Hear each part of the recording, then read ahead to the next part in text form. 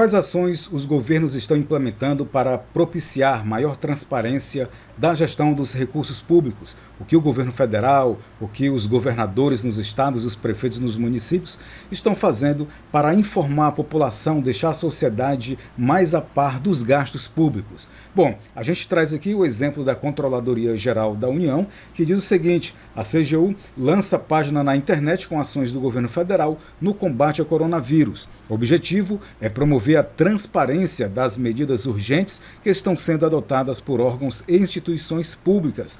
Então, nesta página, lançada pela Controladoria Geral da União, nós temos aqui informações sobre os aspectos de saúde, os números no Brasil, os leitos e equipamentos, também alguns itens sobre profissionais e gestores de saúde, boletins epidemiológicos, campanhas e informações, apoio e auxílios emergenciais, os gastos federais, como o painel da ação orçamentária, orçamento federal, execução da despesa, contratos e licitações, que é importante nós sabermos onde os recursos estão sendo aplicados, quais os contratos estão sendo firmados.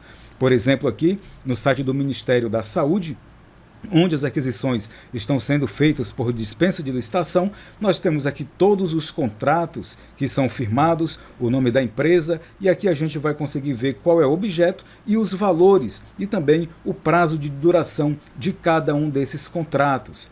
No painel do Portal da Transparência, nós temos aqui o detalhamento da despesa pública, onde nós vamos ter os valores que são gastos, a modalidade de aplicação, aqui a ação orçamentária, que é o enfrentamento da emergência de saúde pública de importância internacional decorrente do coronavírus. E aqui o órgão superior, os valores, as unidades orçamentárias, e a gente pode detalhar estes dados aqui dentro do painel da transparência do governo federal.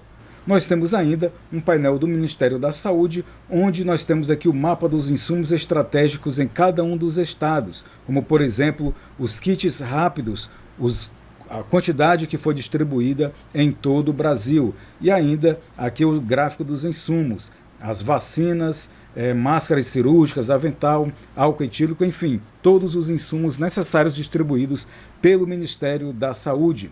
O portal Siga Brasil, que é do Senado Federal, também faz uma informação aqui sobre o enfrentamento desta calamidade pública, os valores até agora de 1,07 bilhão, e dizendo aqui, dentro deste painel, quais são os órgãos que estão gastando, onde é o objeto do gasto, e aqui os estados e municípios que receberam os valores, as importâncias para todo o Brasil. Quais são os valores você pode conferir aqui neste painel. O Ministério da Economia, também dentro do orçamento público, fala de todas as alterações orçamentárias. No caso, nós temos as medidas provisórias, abrindo créditos extraordinários em favor de determinados ministérios ou mesmo de transferência de recursos. Então, a gente pode acompanhar cada um desses valores que estão aqui dispostos nas medidas provisórias com abertura de crédito extraordinário, inclusive crédito extraordinário em favor da transferência de estados, Distrito Federal e municípios. A gente vê aqui o valor de 16 bilhões de reais sendo transferidos para estados e municípios. A Câmara dos Deputados também votando projetos de ajuda emergencial aos estados. No caso aqui, o presidente da Câmara anunciou que será votado na quinta-feira, dia 9, o projeto de socorro aos estados diante da pandemia de Covid. Na verdade, é um auxílio emergencial de 35 bilhões. A proposta traz medidas para ajudar estados, Distrito Federal e municípios.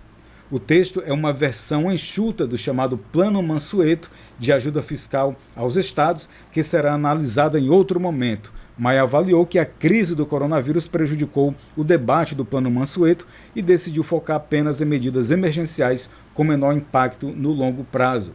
O Senado Federal também vai votar o chamado orçamento de guerra, que é um orçamento paralelo a esse do orçamento geral da União, inclusive senadores contestando votação remota de proposta de emenda à Constituição. A presidente da Comissão de Constituição e Justiça, senadora Simone Tebet, é uma das que tem ressalvas. Ela lembrou que a PEC 10 não estará sujeita a sanção, a veto como qualquer PEC, e não será debatida de forma mais ampla como deveria. Então estas são as ações que a gente fala sobre o governo federal, que tem, diante do Orçamento Geral da União, parâmetros, critérios para serem analisados, aferidos, né, sobre o que foi aplicado, e também outras medidas que serão tomadas, inclusive com o orçamento denominado orçamento de guerra, que é um orçamento específico à parte do Orçamento Geral da União.